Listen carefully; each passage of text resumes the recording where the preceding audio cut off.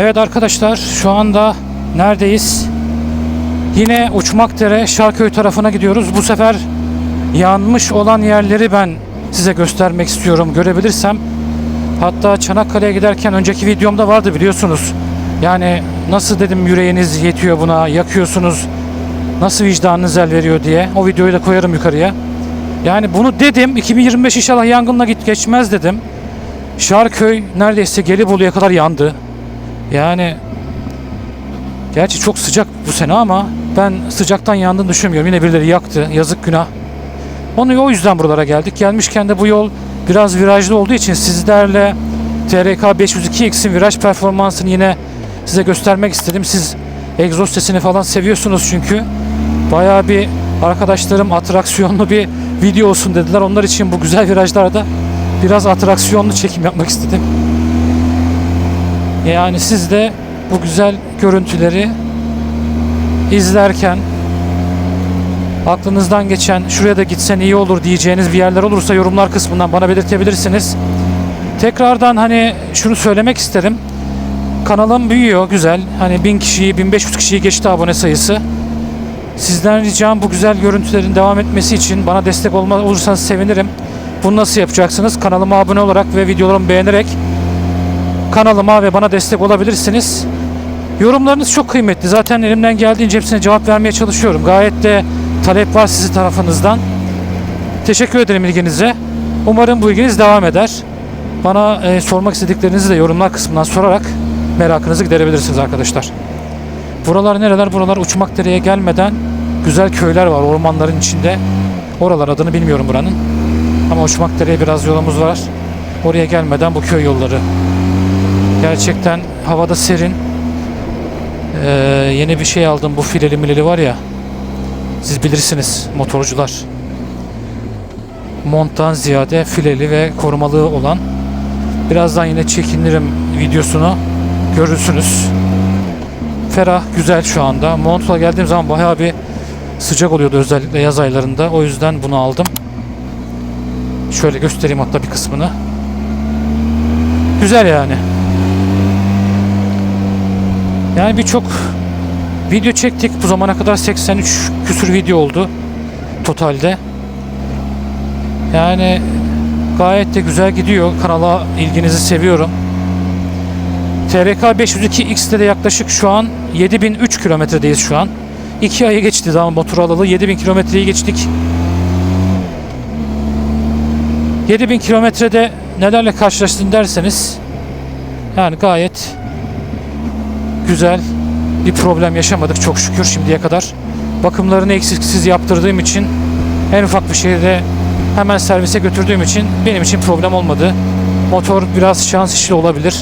Atıyorum sıfır alırsanız çıkarsınız bayiden, 1 kilometre sonra bir şey de olabilir ama bu biraz şans meselesi. Şimdilik devam ediyoruz keyifli şekilde. Bu güzergahta bakın böyle köy ürünleri, işte bakın kahve içeceğiniz mekanlar, kahvaltı yapacağınız yerler de var. İşte şu anda Uçmakdere virajlarına tekrar girdik. Yani burayı çok çektim videosunu ama ben tamamen sizin bazı izlemeyen arkadaşlarımız vardır belki. Onlar için çekim yapıyorum şu anda. Asıl çekimi yine Şarköy taraflarında, o yanmış ormanları görürsem orada da çekeceğim. Şu an bu virajların tadını çıkarabilirsiniz diyeyim ben size. Sizin için bu güzel görüntüleri veriyorum. Arkadaşlar. Burada yamaç paraşütü falan da yapıyorlar biliyorsunuz. O da bayağı bir önemli bir faktör. Yamaç paraşütü yapmak isteyenler de buraya gelebilir. Uçmakdere böyle bir yer. Ben hani şey için seviyorum. Doğası çok hoşuma gidiyor. Yeşillik ve şu an mesela şehirden kopmuş vaziyettesin. Sol tarafım deniz. Şimdi birazdan daha fazla göreceksiniz oranın şeyini, görüntüsünü. Bazen sizle sohbet ederken dalıyorum böyle virajlarda. Yani gerçekten biraz dikkat etmemiz gerekiyor hepimizin, motor sürücüleri olarak. Mesela az önce şeyi unuttum. İşte motor 3'te çok keskin bir viraj var. 2'yi almam lazım. 2'yi almayı unuttum. Zar zor döndüm mesela. Bunların hepsi tecrübe işte. Zamanla böyle öğreniyorsun ama mümkün olan en kısa zamanda tecrübe edinip mevzu o hataları hiç yapmamak aslında, ama insanız sonuçta, hata bizim için. İşte manzarası, Uçmakdere'nin en güzel manzarası burası. Yine virajları malum. Bayağı bir. Havalar burada bozuk, inşallah yağmaz. Yağmur yok diye ben geldim ama bakalım. Yağarsa üzerimde hiçbir şey yok. Şurayı böyle dönerek inelim bari de.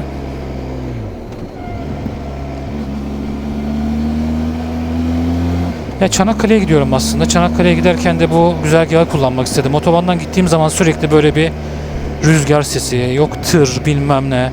Ama buralar gerçekten doğayla bütünleşmek için her motorcu arkadaşımın gelebileceği bir yerler.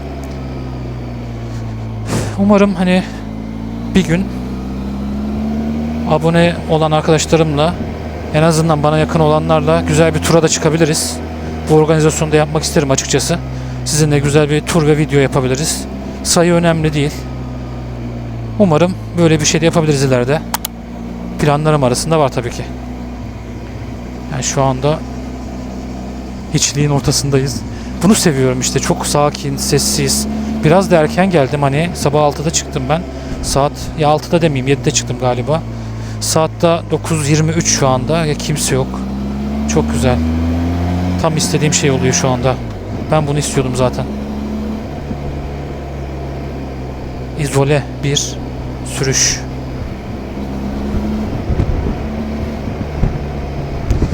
Yani motosiklet, daha önceki Marmaris videosunda da bahsetmiştim. Sıcağa hemen tepki veriyor. Anında hemen hararet burada bir diş yukarı çıkıyor. Şu an öyle bir durumumuz yok çünkü rampa aşağı iniyoruz ve hava bir nebze daha serin.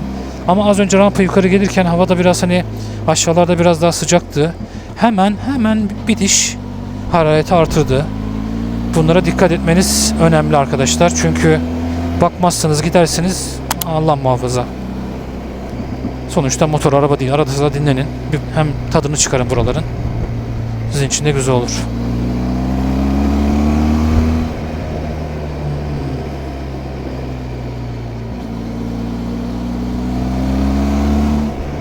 Yani 7000 kilometreyi geçtik. Bu süreç bana ne kazandırdı? TRK 502X'e adapte olmayı sağladı en çok. Yani TRK 502 sahiplerine özellikle tavsiyem çok yol yapın. Çünkü yani motoru ilk aldığımda korktum. Ben bunu nasıl götüreceğim, nasıl getireceğim? Bu acaba düşer mi, devrilir mi? Bir kere kesin düşüyorsunuz, onu söyleyeyim de. 3-5 defa düşeceksiniz bununla. Ondan sonra zaten alışıyorsunuz. Ama yani gerçekten bu hala da o özgüveni kazanamıyorsun. Kolay bir şey değil. 250 kiloya yakın bir makineyi ayakta tutmak zor bir şey. Bakın burası benim birinci viteste döndüğüm bir yer. 2 ile dönelim hadi bu seferlik. Çok bir yer, viraj. Yani TRK 502X'e adapte olmanız için kesinlikle ve kesinlikle çok fazla yol yapmanız lazım. Geçen motoru aldığım yeri aradım. Marmaris dönüşünden sonra ne yapıyorsun, ne ediyorsun? Kaç kilometre yaptın abi de dedim, böyle böyle. Abi dedi, sen dedi iyi misin? 2 ayda bu kadar kilometreyi nasıl yaptın? Dedim bu motoru zaten gezmek için aldık. Size de her videomda söylüyorum. Ben uzun yol yapmayı seven biriyim. Motorla gidip de hani şehir içinde dolaşacaksam motoru niye alayım? Giderim alırım bir Vespa. Şehir içinde gezerim. Ki İstanbul'da şehir içinde gezip de ne bileyim canıma kastım yok. Bir sürü akıllı kardeşimiz var araç kullanan. Çok zekiler. Onlarla ben aklımı ölçüştüremem. Onlar benden çok zekiler çünkü gerek yok. Ben fazla zekinin yanında durmayı sevmiyorum. En iyisi böyle uzun yol, sakinlik. Daha az zeki insanların olduğu yerler diyeyim. Buradan şimdi beni linçlemeyin. Daha az zeki derken daha tedbirli insanlar demek istiyorum. Anlayın artık. Bakın burası hakikaten ikili dönülmüyor. Bak boşaldım debriyajı. Burası çok dik çünkü. Evet, insanlar gelmeye başlamış hemen. Saat 9:26 olmasına rağmen. Yani görüyorsunuz denize doğru iniyoruz arkadaşlar şu anda. Buranın olayı bu. Burada kafa dağıtmak isteyen değerli motorseverler buraya gelebilir ama biraz temkinli olmakta fayda var. Az önce gelirken emniyet şeridinden geçmem gerekti çünkü trafik tıkalıydı. Adam aniden emniyet şeridine girdi. Yani işte ne diyeceksin, insanlar maalesef. Evet, şu anda gerçekten sürüş olarak keyifli. Biraz daha serin bugün normalde güneşli zamanlara nazaran. Oldukça güzel bir keyif alıyorum şu an sürüşten de. Çok yattık. Düşeceğim arkadaş. Bu nasıl bir yatış? Viraja daldık, çok yattık yere. Korktum ya. Farkında olmadan sizle konuşurken kendimi kaybediyorum. Lütfen beni uyarın arkadaşlar. Yani size tavsiyem bu virajlar, işte uzun yol, bunların yapmamın sebebi tecrübe kazanmak. Size tavsiyem, bak, bu tecrübeyi yabana atmayın. İleri ve defansif sürüş teknikleri diye bir şey var. Bunu almak lazım. Ben daha önce araçla olanı almıştım. İşim icabı. Şirket bize bu eğitim vermişti. Ama motosiklette de almak lazım. Evet, şu an bir yukarı bir aşağı gidiyoruz Uçmakdere'de.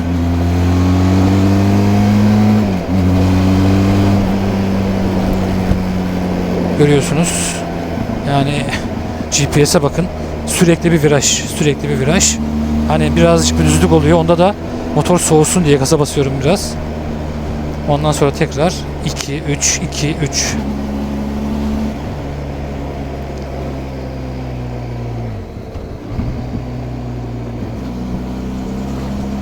Bu arada şey sanmayın, arkayı da kontrol ediyorum sürekli, aynalarda gözüm.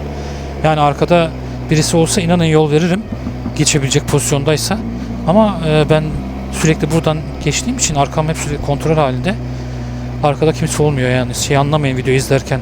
Bu da hep gidiyor kendisi, arkasına bakmıyor gibi düşünmeyin. Arkayı, önü, her yeri kontrol etmeye çalışıyorum elimden geldiğince. Çünkü bu gerekiyor motor sürüşünde. Bu olmazsa sıkıntı. Her yeri kontrol etmeniz lazım. Burası benim gözleme yediğim yer. Gerçekten güzel bir yer. Ama şu an ona ayıracak vaktim yok. Ben kahvaltımı yaptım. Şimdi biz yolumuza.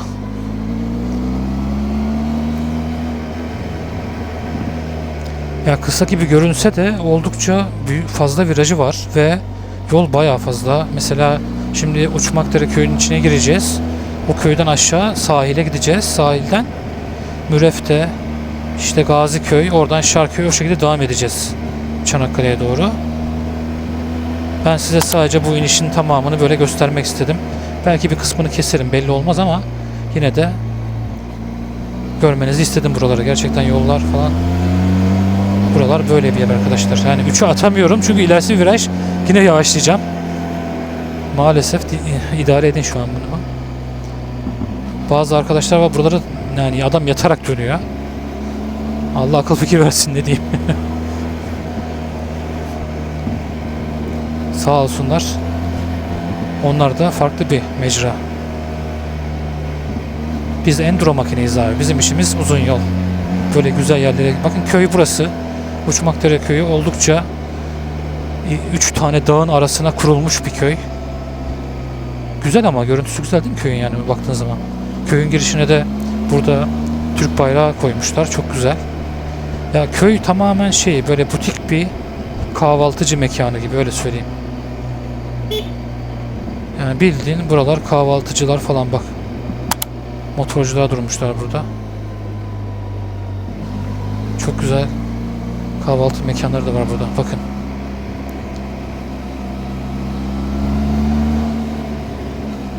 İnsanlar burada kahvaltı yapıyor.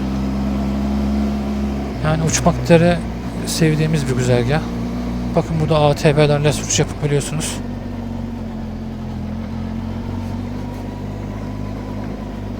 Gaziköy, Hoşköy, Mürefte, Şarköy.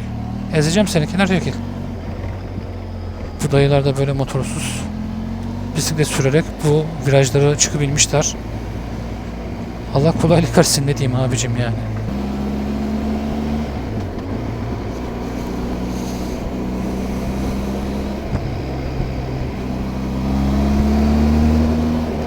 Uçmakdere virajları bitti. Yukarıda kaldı. Oradan indik aşağıya. Şu anda sahile doğru gidiyoruz. Sahil kesimine daha az kaldı arkadaşlar.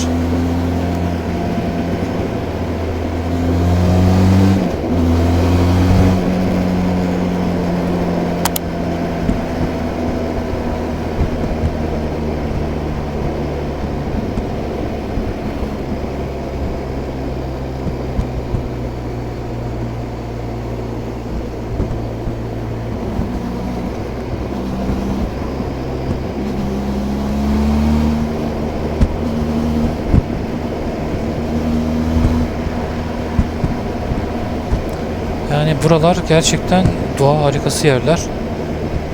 Tavsiye eder miyim? Ederim yani. Motorcuysanız gelin abi.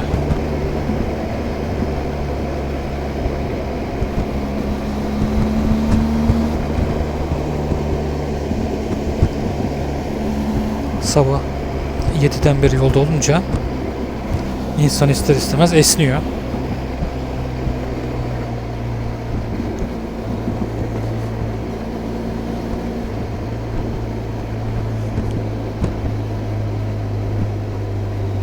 Evet, burası yolun sonunda bir restoran var. Buradan da şeye bağlanıyorsun.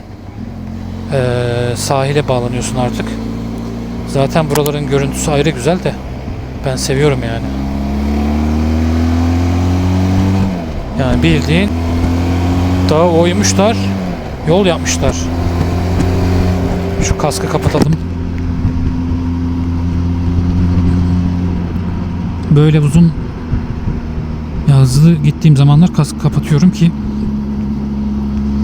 böcek, sinek bir şey girmesin. Ses nasıl geliyor size bilmiyorum ama şu an umarım iyi geliyordur.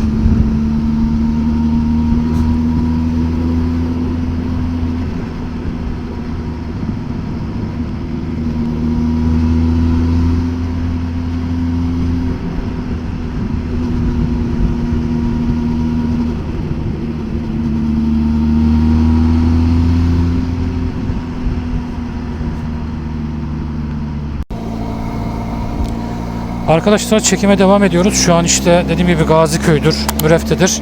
Şarköy'e doğru gidiyoruz şu anda.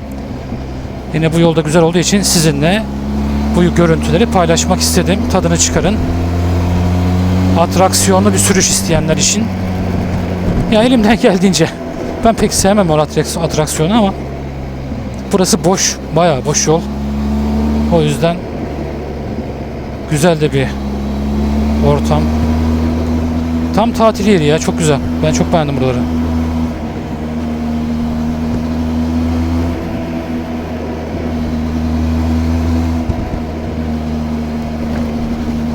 Tabii yollarda bazen değil sürekli beni zıplatıyor. Şarköy'e az kaldı.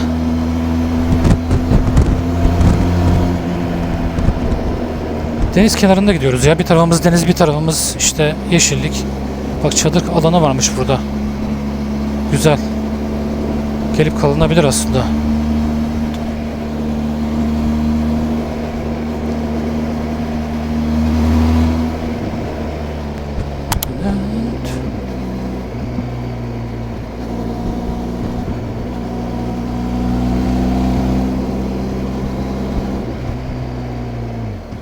Bu motorun özelliği torku çok yüksek. Yani atıyorum 4'tesiniz. Böyle bir viraj 4'tesiniz.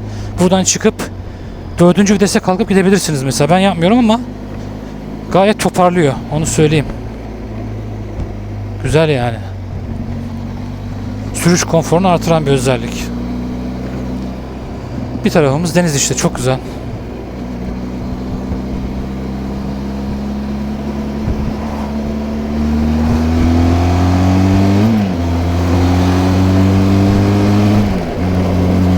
Bazen böyle yol vermiyorlar. Geçince şaşırıyorlar, tamam mı? Niye şaşırıyorsun ki? Ben tek başıma bir adamım. Arkada 3 çanta var ama yani belli bir kilosu var onların zaten. Sen koskoca arabayı kaldırıyorsun ya. Bu tabii ki hızlı gidecek senden. Motor sonuçta. Evet, Gaziköy Şarköy sürüşümüz devam ediyor. Az önce keşke kamera açık olsaydı. Yolun ortasında düğüne denk geldim. Bildiğin halayın ortasından geçtim motorla. İşte böyle güzel şeyler kamera açıkken denk gelmiyor.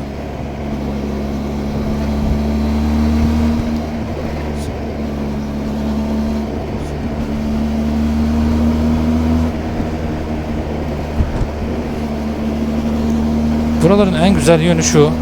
Bir taraf şehir gibi, bir taraf orman, köy gibi. Güzel yani. Şuranın sahiline bak, ne güzel yapmışlar.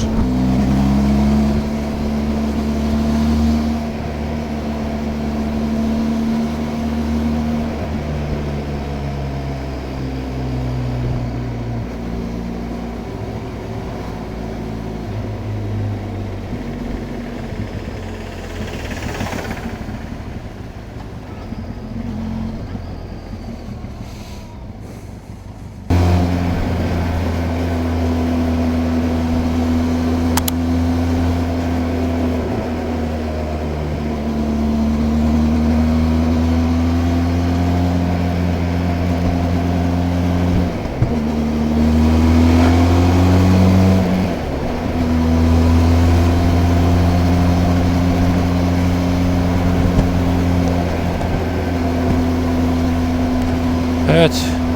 Yine bir doğa harikası. Bir yoldan gidiyoruz. Her zaman olan şeyler.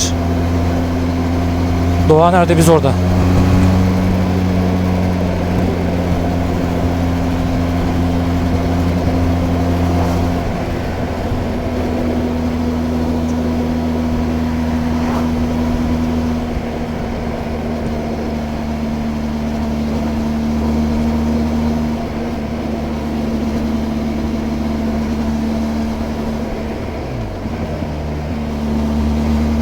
Bak abi motorla balığa gitmiş, balıktan dönüyor.